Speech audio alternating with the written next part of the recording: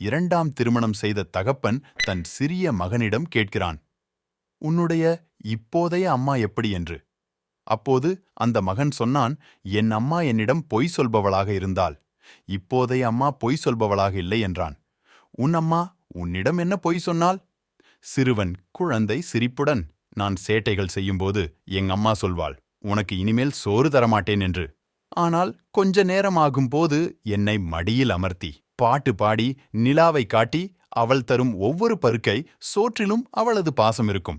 ஆனால் இப்போதைய அம்மா நான் சேட்டைகள் செய்யும்போது சொல்வாள், உனக்கு இனிமேல் சோறு தரமாட்டேன் என்று. இன்றுடன் 2 நாட்கள் ஆகிறது. இப்போதைய அம்மா சொன்ன வார்த்தையை நிறைவேற்றிவிட்டாள். அன்னைக்கு நிகர் இந்த உலகில் யாருமில்லை. எந்த வீட்டில் ஒரு பெண்ணை அடக்கி ஒரு ஆண் ஜெயிக்கிறானோ அங்கே ஒரு மிருகம் ஜெயிக்கிறது என்று பொருள். எந்த வீட்டில் ஒரு ஆணை அடக்கி ஒரு பெண் ஜெயிக்கிறாளோ அங்கே ஒரு அடங்காப்பிடாரி ஜெயிக்கிறாள் என்று பொருள். எந்த வீட்டில் கணவன் மனைவியிடமும் மனைவி கணவனிடமும் தோற்றுப் போகிறார்களோ அங்கே ஒரு குடும்பம் ஜெயிக்கிறது என்று பொருள். யாருக்காகவும் உன்னை நீ காயப்படுத்திக் கொள்ளாதே. உறவாக வருபவர்களையெல்லாம் உயிராக நினைப்பது தவறு.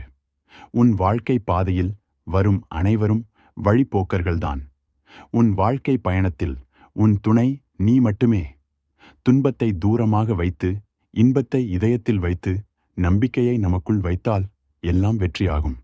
அனுபவங்களிலிருந்து கற்றுக்கொள்வதைக் காட்டிலும் வலி மிகுந்தது அந்த அனுபவங்களிலிருந்து கற்றுக்கொள்ளாமல் இருப்பதுதான். மரம் ஏற முயற்சி செய்து கீழே விழுந்த ஒருவரை பார்த்த மற்றொருவர் சிரித்துக்கொண்டே சொன்னாராம், நான் மரத்திலிருந்து கீழே விழுந்ததே இல்லை என்று.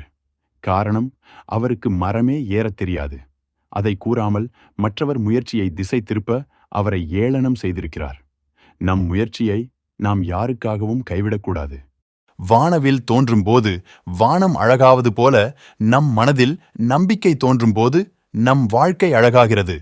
ஒருபோதும் நம்பிக்கையை கைவிடாதீர்கள். கடலில் கல் எறிவதால் கடலுக்கு வழிப்பதில்லை. கல்தான் காணாமல் போகிறது. நம்மை விமர்சிப்பவர்களும் அதுபோலத்தான். மன உறுதியோடு இருந்தால் விமர்சிப்பவர்களும் காணாமல் போய்விடுவார்கள். தோற்றால் புலம்பாதே, போராடு. கிண்டல் அடித்தால் கலங்காதே, மன்னித்துவிடு. தள்ளினால் தளராதே, துள்ளியெழு. நஷ்டப்பட்டால் நடுங்காதே, நிதானமாய் யோசி. ஏமாந்து விட்டால் ஏங்காதே, எதிர்த்து நில். வெற்றி நிச்சயம். நீ வைரமாகவே இருந்தாலும் தகுதியற்றவர் கையில் கிடைத்தால் கூழாங்கல்தான். நீ கூழாங்கல்லா இருந்தாலும் தகுதி உள்ளவர் கையில் கிடைத்தால் நீ வைரமாய் மாற்றப்படுவாய். உன் மதிப்பு உன்னை மட்டும் சார்ந்தது அல்ல, நீ சேரும் இடத்தையும் சார்ந்தது. நடக்கையில் செருப்புக்குள் சிக்கும் கல்லும் வாழ்க்கையில் விடாமல் துரத்தும் கவலையும் உறுத்திக் கொண்டேதான் இருக்கும். நீங்கள் உதறித் தள்ளும் வரை இறக்கப்பட்டவர்கள் ஏமாந்து போகலாம், ஆனால் தாழ்ந்து போவதில்லை. ஏமாற்றுபவர்கள் வெற்றி பெறலாம், ஆனால் கடைசி வரை சாதிக்கப் போவதில்லை. நன்றி.